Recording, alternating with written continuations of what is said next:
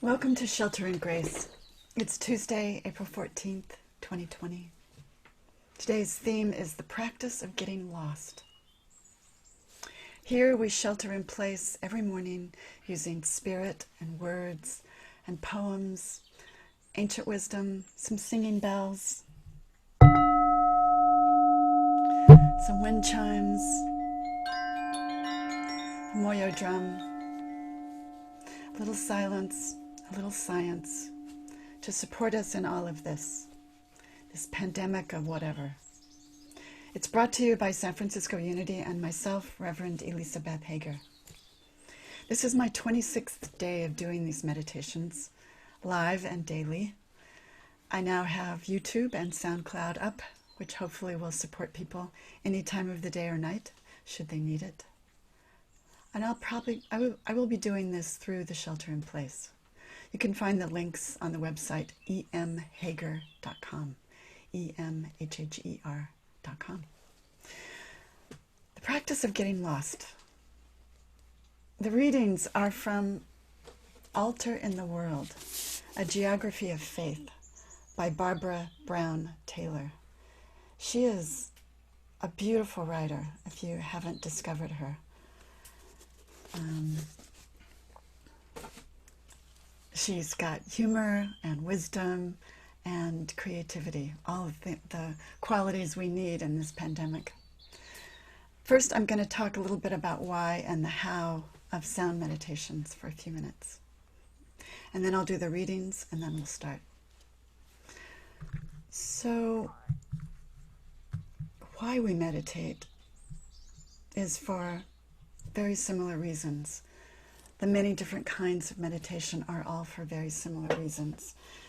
To return to center, to get guidance, to get clear about what is ours to do in this moment. To return to our centers. Kingdom of God within, sometimes the wilderness. We meditate to choose better in our lives, the next moment, to see the better opportunities. Perhaps the ones that are right in front of us, but the level of anxiety and fear is so high we can't see it. In so many ways, we are the gardeners of our lives, and we choose.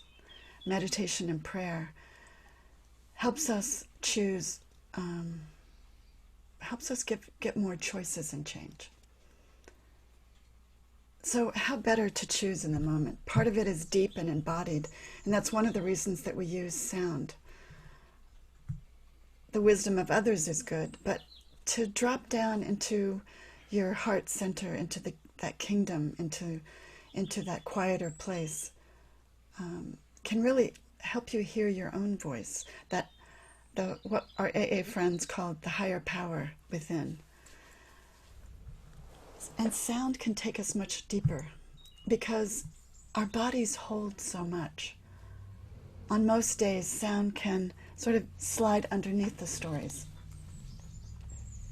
I need something other than talk to soothe and heal. Maybe that which is no longer working, or just to touch down in something that is working better. Sound allows us to embody and align to something higher and better. The sounds that we call beautiful, or even the picture, the image of what we call beautiful. This is a double delight. This is what's happening outside in our garden today in Oakland, California. It's beautiful.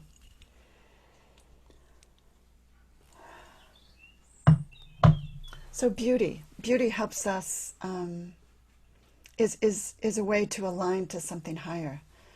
The beauty of nature, I use the sounds of nature in the background because human beings are wired for sound. And we're wired for nature too. It helps us calm.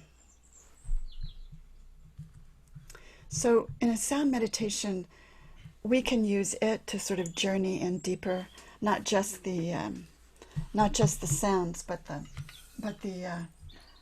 space between the sounds. The way that the sound leads you into the silence and the spaciousness. It's very powerful. It would take a lot of words to describe that. But the practice here is to accept it all, even if I play a wrong note, which I'm more than likely to do. Human being, dented can here. But it's about accepting it all, even the noise in your head, even those annoying, what we might immediately choose to be irritating, we can call it good. We make none of it wrong. And so in doing that, we can accept what is. So we don't waste so much energy on the grievance and trying to change what we can't. So part of it is also setting an intention. So what is your intention today for the next 20 minutes?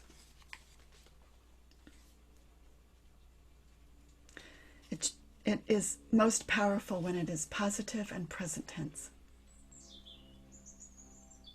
So what is your intention? I'm going to give you a few notes to think about it. What do you want to let go of today? Or what do you want to claim?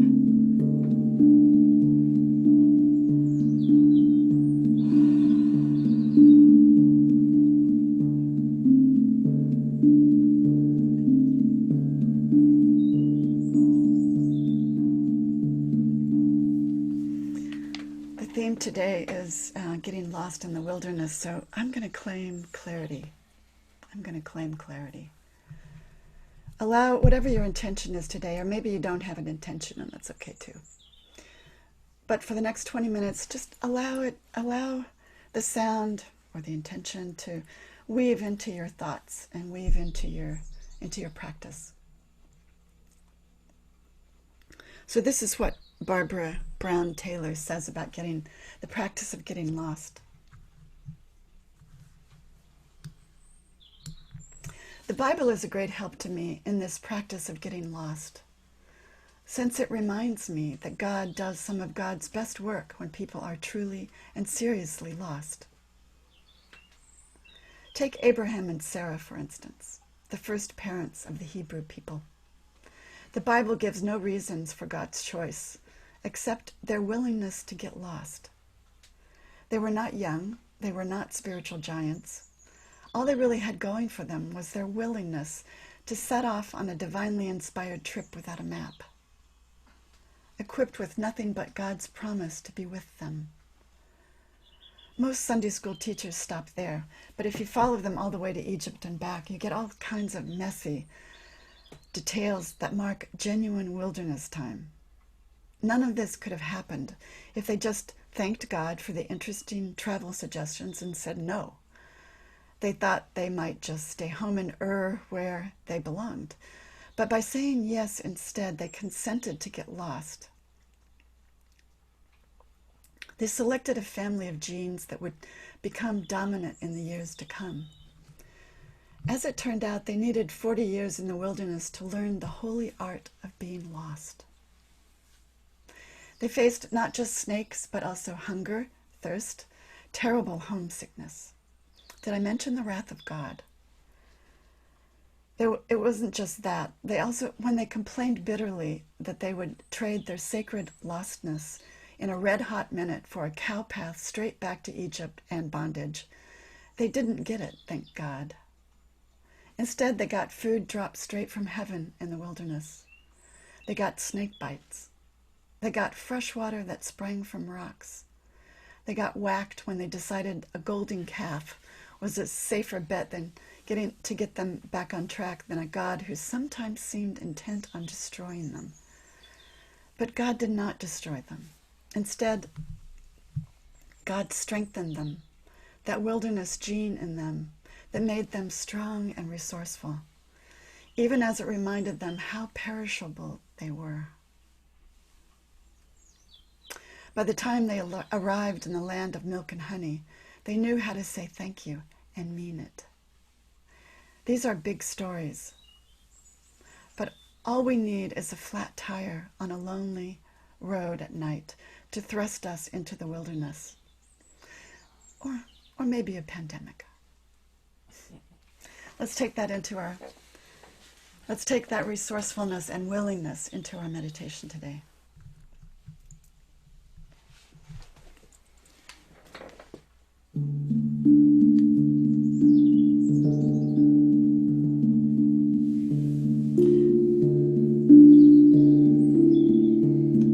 So let's take our first breath of gratitude. Whatever's up for you today, whatever gratitude that you can muster. Gratitude is a superpower. Breathe it in and exhale.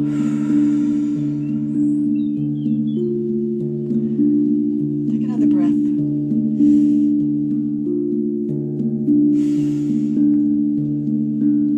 And exhale.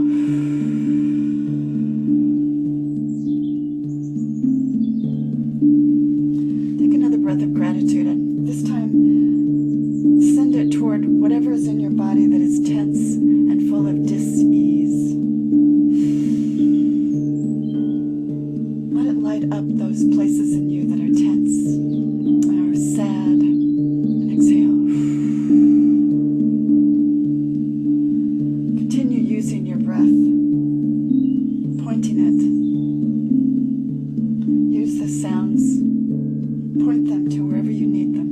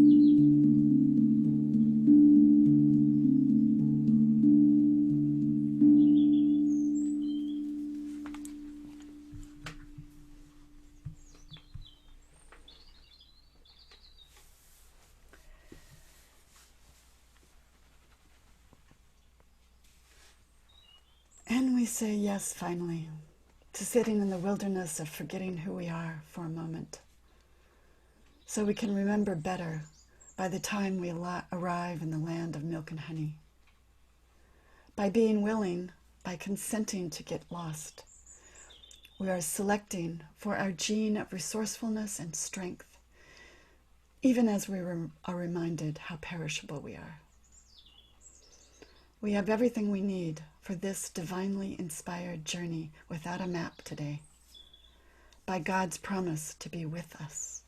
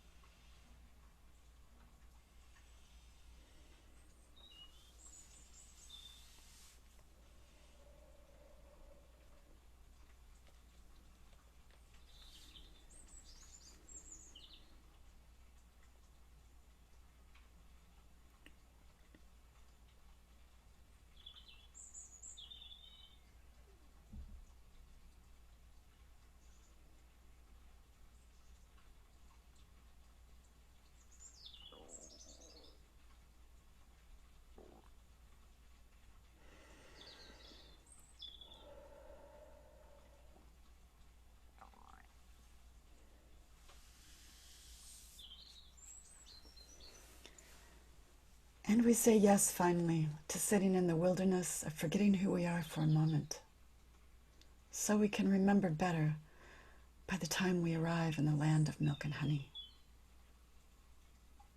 By being willing, by consenting to get lost, we are selecting for our gene of resourcefulness and strength, even as we are reminded how perishable we are.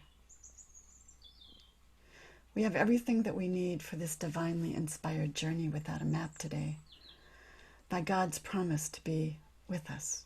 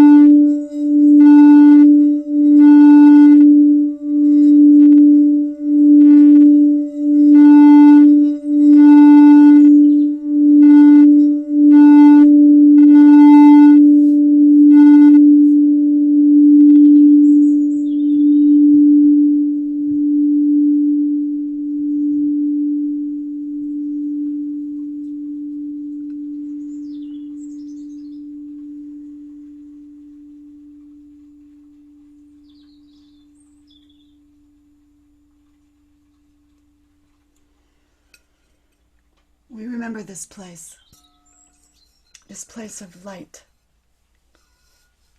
of peace, sweetness, health, this place of health, home, this place of light that illuminates and destroys the viruses of fear and dis-ease that might creep into our thoughts.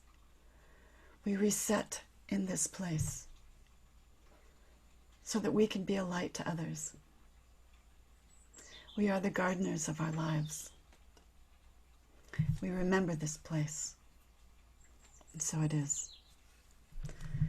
I'd like to end with a short Hafez poem called I Got Kin, and we do. Plant so that your own heart will grow. Sing because this is the food our starving world needs. Laugh because it is the purest sound. Thank you. Join us again every morning for Shelter in Place. My thanks to San Francisco Unity. And if you have any feedback for me, you can email me at revmem@unitysf.com. Thank you again. Blessings on your day in the wilderness.